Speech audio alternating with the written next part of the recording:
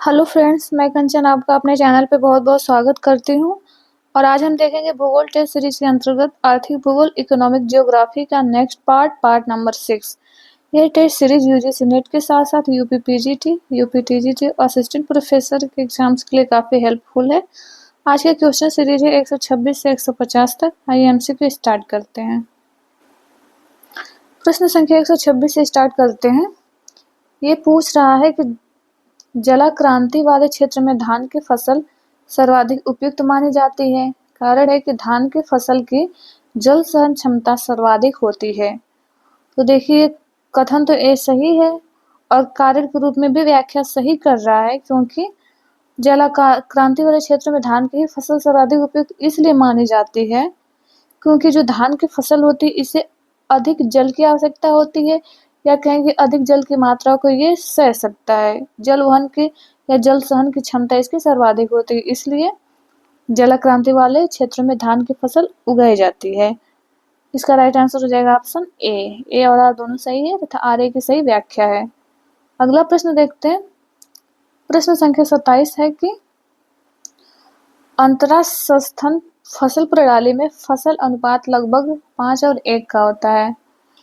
कारण है कि अंतरसंस्यन के अंतर्गत एक विशेष फसल प्रत्येक 5 पंक्तियों के साथ विभिन्न प्रकार की फसल की एक पंक्ति होगी। यानी फसल जो होता है इसमें लगभग जो 5 पंक्तियां होती हैं एक फसल की होती हैं, और जो एक फसल इसमें लगाई जाती है इसमें एक विशेष प्रकार की फसल को उगाया जाता है।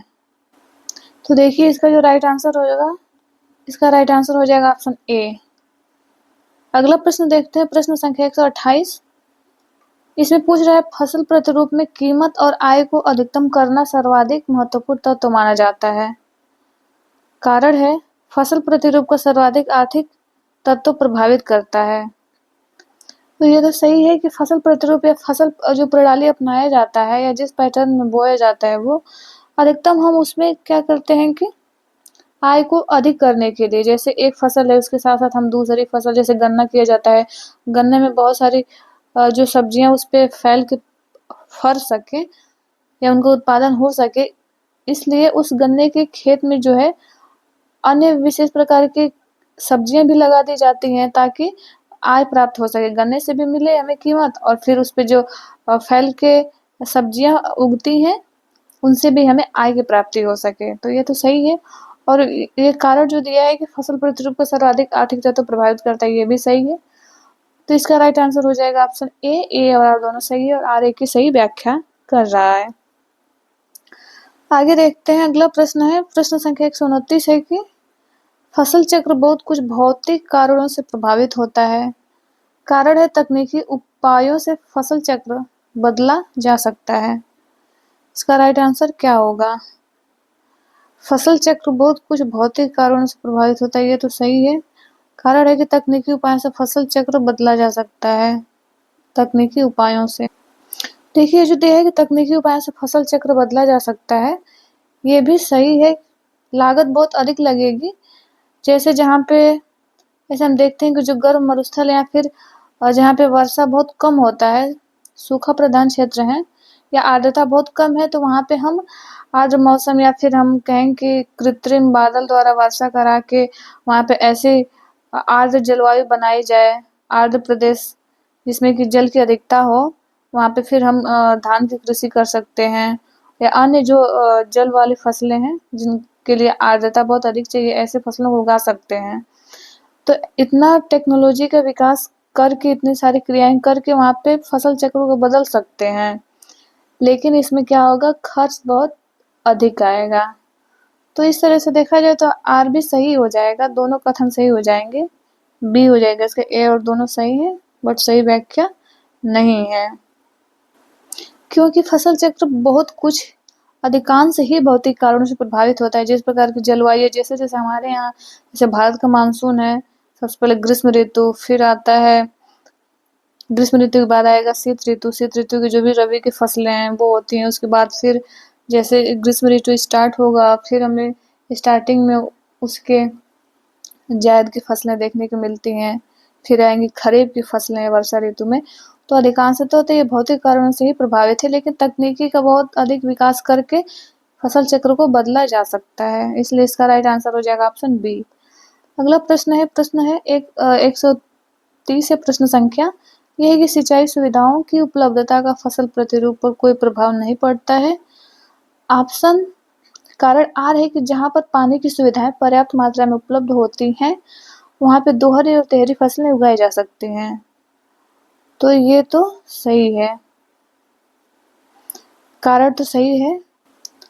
जो इसका कथन ए है ये गलत हो जाएगा, जो दिया है कि सिंचाई सुविधाओं की उपलब्धता का फसल प्रतिरूप पर कोई प्रभाव नहीं पड़ता है, तो प्रभावित होता है, वो गलत है। इसलिए इसका राइट आंसर हो जाएगा ऑप्शन डी। ये गलत है पर आर सही है।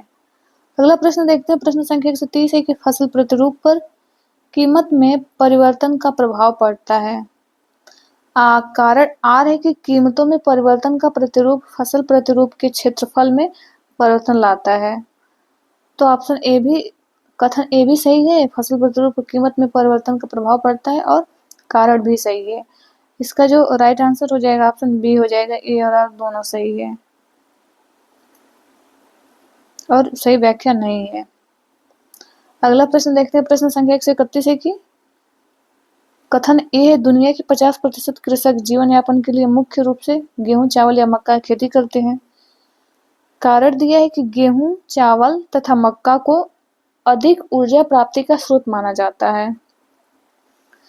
तो कथन तो ए सही है। कार्य के रूप में कैसे सही है? ये कथन दिया है कि जो 50% कृषक हैं वो जीवन यापन के लिए मुख्य रूप से गेहूं, चावल व मक्का की ही खेती करते हैं। तो गेहूं, चावल, मक्का की ही खेती क्यों करते हैं? क्योंकि हमें गेहूं, चावल और मक्का से अधिक ऊर्जा की प्राप्ति होती है, इसलिए इसकी खेती करते हैं। इसलिए इसका राइट आंसर हो जाएगा ऑप्शन ए। ए और आर दोनों सही है, लेकिन आर ए की सही व्याख्या, मतलब आर ए की सही व्याख्या भी है। अगला प्रश्न देखते हैं, प्रश्न संख्या 132 है। किसने जेसी बीवर द्वारा प्रतिपादित फसल संयोजन पद्धति को रूपांतरित किया? यानी जेसी बीवर का जो पद्धति था, इसमें जो कहें कि रूपांतरित किया या उसको मॉडिफाई किया, वो किन्होंने किया? ऑप्शन ए दिया है S M Rafiullah, option B है जसबीर सिंह, ऑप्शन सी है डोई, ऑप्शन डी है एस एस भाटिया। तो इसका जो राइट आंसर हो जाएगा ये होगा ऑप्शन सी, डोई द्वारा बीवर के फसल संयोजन पद्धति को मॉडिफाई किया गया था। अगला प्रश्न देखते हैं, प्रश्न संख्या 133 है कि निम्नलिखित में से किस उद्योग में वस्तु निर्माण लघुत्तम पैमाने पर होता है? ठीक, ऑप्शन ए है कुटीर उद्योग, ऑप्शन बी है लघु पैमाने के उद्योग, ऑप्शन सी है बृहद पैमाने के उद्योग, ऑप्शन डी इनमें से कोई नहीं। तो किस उद्योग में वस्तु निर्माण लघुत्तम पैमाने पर होता है? तो ये हो जाएगा आपका कुटीर उद्योग। अगला प्रश्न देखते हैं, प्रश्न संख्या 134 निम्नलिखित में से कौन एक कुटीर उद्योग का उदाहरण है? ऑप्शन ए चमड़े से जूते बनाना, बी सीमेंट बनाना, सी खंडसारी उद्योग, ऑप्शन डी है कागज उद्योग। तो इसमें दे रहा है कि कौन एक कुटीर उद्योग का उदाहरण है, कुटीर उद्योग पूछ रहा है। ये हो जाएगा खंडसारी उद्योग, जो कुटीर उद्योग के अंतर्गत आएगा, खंडसारी उद्योग। अगला प्रश्न देखते हैं, प्रश्न संख्या 135 है। निम्न में से कौन सा कुटीर उद्योग कृषि आधारित नहीं है? ऑप्शन ए है गुड़ एवं शक्कर उद्योग, ऑप्शन बी है फलों से मुरब्बा बनाना, ऑप्शन सी चटनी एवं अचार बनाना, ऑप्शन डी मिट्टी के बर्तन बनाना। तो इसमें से कुटीर उद्योग जो हो जाएगा कि नहीं है, ये हो जाएगा डी, मिट्टी से बर्तन बनाना। अगला प्रश्न है, प्रश्न संख्या 136 निम्न में से कौन सा उद्योग लघु उद्योग के अंतर्गत शामिल है? ऑप्शन ए है कच्ची धातु को शुद्ध करना, ऑप्शन बी है लाख बनाना, ऑप्शन सी है वार्निश बनाना, ऑप्शन डी इनमें से कोई नहीं। तो इसका जो राइट आंसर हो जाएगा ये हो जाएगा ऑप्शन ए, कच्ची धातु को शुद्ध करना। अगला प्रश्न देखते हैं, प्रश्न संख्या 137 है। लघु उद्योग की दृष्टि से निम्न में से कौन सा देश प्रथम स्थान पर है? ऑप्शन ए है चीन, ऑप्शन बी है भारत, ऑप्शन सी है जापान, वो ऑप्शन डी है पाकिस्तान। तो इसका जो राइट आंसर हो जाएगा ये होगा कि कौन सा देश प्रथम स्थान पे इसके अंतर्गत आ जाएगा? जापान। अगला प्रश्न देखते हैं, प्रश्न संख्या 138, निम्न में से कौन सा एक कारक लघु उद्योग की स्थापना के जिम्मेदार है, स्थापना के लिए जिम्मेदार है? ऑप्शन ए पूंजी की अधिकता होनी चाहिए, ऑप्शन बी श्रम और बेकारी की अधिकता, ऑप्शन सी राजनीतिक इच्छा शक्ति, ऑप्शन डी इनमें से कोई नहीं। तो देखिए, जो लघु उद्योग की स्थापना जिम्मेदार है, ऑप्शन बी हो जाएगा, श्रम और बेकारी की अधिकता। यहाँ पे पूंजी की अधिकता तो होती नहीं है, वरना बहुत बृहद उद्योग स्थापित किए जाते हैं, तो श्रम अधिक होता है, बेरोजगारी होती है, इसलिए लोग लघु उद्योग की स्थापना से उनको रोजगार के अवसर उपलब्ध कराने का प्रयास किया जाता है। अगला प्रश्न है, प्रश्न संख्या 39 है, भारत में मलमल, साड़ियाँ, दरियाँ, कालीन आदि का निर्माण किस लघु उद्योग के अंतर्गत आता है?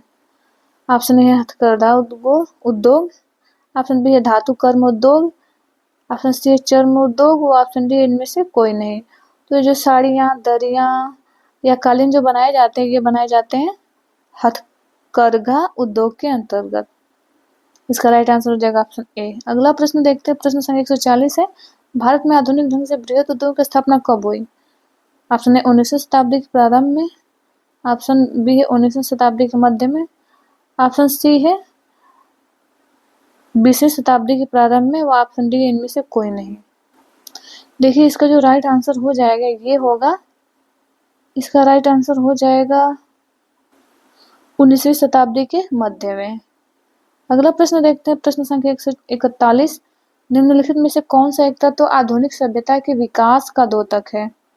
ऑप्शन ए लघु उद्योग का विकास, ऑप्शन बी कुटीर उद्योग का विकास, ऑप्शन सी बृहद उद्योगों का विकास, ऑप्शन डी इनमें से कोई नहीं। इसका राइट आंसर हो जाएगा ऑप्शन सी, बृहद उद्योगों का विकास हमें ये दिखाता है आधुनिक सभ्यता के विकास का द्योतक। अगला प्रश्न देखते हैं, प्रश्न संख्या 142 है, निम्न में से कौन एक उत्पादक वस्तु का उदाहरण है? उत्पादक वस्तु है, इसमें से बताना है। ऑप्शन है कपड़ा बुनने की मशीन, ऑप्शन बी गाड़ियाँ, ऑप्शन सी वस्त्र, ऑप्शन डी जूता। तो उत्पादक वस्तु यानी जिससे उत्पादन कार्य किए जाए, किसी भी चीज का उत्पादन किया जा रहा है, ये हो जाएगा कपड़ा बुनने की मशीन एक उत्पादक वस्तु का उदाहरण है। अगला प्रश्न देखते हैं, प्रश्न संख्या 143, निम्न में से कौन एक बृहद उद्योग का एक उदाहरण है? ऑप्शन ए है लोहा इस्पात उद्योग, ऑप्शन बी है हथकरघा उद्योग, ऑप्शन सी है खंडसारी उद्योग, व ऑप्शन डी है धातु कर्म उद्योग। तो एक बृहद उद्योग का उदाहरण है, इसमें हो जाएगा लोहा इस्पात उद्योग। प्रश्न संख्या 144 देखते हैं, निम्न में से कौन सा कारक उद्योग की स्थापना के लिए महत्वपूर्ण है, जिसका रूप एवं गुणधर्म में परिवर्तित करके अधिक उपयोगी वस्तु में परिणत किया जाता है? ऑप्शन ए है कच्ची सामग्री, ऑप्शन बी है बाजार, ऑप्शन सी है परिवहन, और ऑप्शन डी है बाजार। इसमें दो ऑप्शन हो गया है एक ही को। इसमें देखिए, जो गुणधर्म एवं रूप में परिवर्तित करके उपयोग में लाया जाता है वो है कच्ची सामग्री। कच्ची सामग्री का तो हम उद्योग में उपयोग करेंगे और इसका गुणधर्म रूप परिवर्तित करके फिर इसको उपयोग में लाते हैं। अगला प्रश्न देखते हैं, प्रश्न संख्या 145, निम्न में से किस उद्योग में जल आपूर्ति की सर्वाधिक आवश्यकता होती है? ऑप्शन ए है लौह इस्पात, ऑप्शन बी है जूट, ऑप्शन सी है कागज, और ऑप्शन डी है ये सभी। तो इसका जो राइट आंसर हो जाएगा ऑप्शन डी होगा। लगभग सभी उद्योगों में जल की सर्वाधिक आवश्यकता पड़ती है। लौह इस्पात में भी चाहिए, जूट में भी रेशों की धुलाई के लिए, कागज उद्योग में बात करें तो लुगदी की सफाई के लिए, तीनों में सर्वाधिक जल की आवश्यकता पड़ती है, इसलिए इसका राइट आंसर हो जाएगा ऑप्शन डी। प्रश्न संख्या 146, निम्न में से कौन सा लघु प्रदेश उत्तरी अमेरिका औद्योगिक प्रदेश का अंग नहीं है? Option A New England, option B मध्य अंध महासागर तटीय प्रदेश, ऑप्शन सी है दक्षिणी अपलेशियन प्रदेश, और ऑप्शन डी है यांग टीसी क्यांग प्रदेश। इसका जो राइट आंसर हो जाएगा ऑप्शन डी हो जाएगा, क्योंकि जो यांग टीसी क्यांग प्रदेश है ये चीन में है। ये सारे ऊपर के जो है ये सारे अमेरिका में स्थित हैं। अगला प्रश्न देखते हैं, प्रश्न संख्या 147, निम्नलिखित में से कौन सा उद्योग उत्पादन तथा लागत के आधार पर सबसे छोटा माना जाता है? ऑप्शन ए है कुटीर उद्योग, ऑप्शन बी है लघु पैमाने का उद्योग, ऑप्शन सी है बृहद पैमाने के उद्योग, ऑप्शन डी इनमें से कोई नहीं। तो देखिए इसका जो राइट आंसर हो जाएगा, सबसे छोटा हो जाएगा कुटीर उद्योग। ऑप्शन ए राइट आंसर हो जाएगा। अगला प्रश्न है प्रश्न संख्या 148 है। निम्न में से कौन सा एक उद्योग कृषि के ऊपर निर्भर कुटीर उद्योग है? ऑप्शन ए मिट्टी के बर्तन बनाना, ऑप्शन बी कच्ची धातु को शुद्ध करना, ऑप्शन सी तार खींचने में आभूषण बनाना, ऑप्शन डी धान और दालें दलना। तो इसका जो राइट आंसर हो जाएगा ये होगा ऑप्शन डी। अगला प्रश्न देखते हैं प्रश्न संख्या 149 है कि निम्नलिखित में से किस महादेश में कुटीर उद्योग का सर्वाधिक विस्तार है? Option A Asia, option B Europe, option C उत्तरी अमेरिका और ऑप्शन डी है दक्षिणी अमेरिका। तो इसका जो राइट आंसर हो जाएगा ये हो जाएगा ऑप्शन ए एशिया। तो इस महादेश में कुटीर उद्योगों का सर्वाधिक विस्तार देखने को मिलता है। अगला प्रश्न देखते हैं प्रश्न संख्या 150। ये प्रश्न संख्या 150 है। ये पूछ रहा है कि द इकोनॉमिक्स ऑफ लोकेशन पुस्तक के लेखक कौन है? ऑप्शन ए है लास महोदय, ऑप्शन बी है डी.एम. स्मिथ, ऑप्शन सी है अल्फ्रेड वेबर और ऑप्शन डी है एलन प्रेड। तो इनका जो पूरा नाम है, इनका नाम है ऑगस्ट लॉस। ऑगस्ट लॉस है। तो द इकोनॉमिक्स ऑफ लोकेशन जो पुस्तक है, ये पुस्तक है ऑगस्ट लॉस महोदय की। इसका राइट आंसर हो जाएगा ऑप्शन ए। तो ये आज का अंतिम प्रश्न है। मिलते हैं नेक्स्ट वीडियो में। आपसे हम्बल रिक्वेस्ट है कि इस चैनल को सब्सक्राइब कर लें और अपने दोस्तों को भी शेयर करें। ये वीडियो देखने के लिए आपका बहुत बहुत धन्यवाद।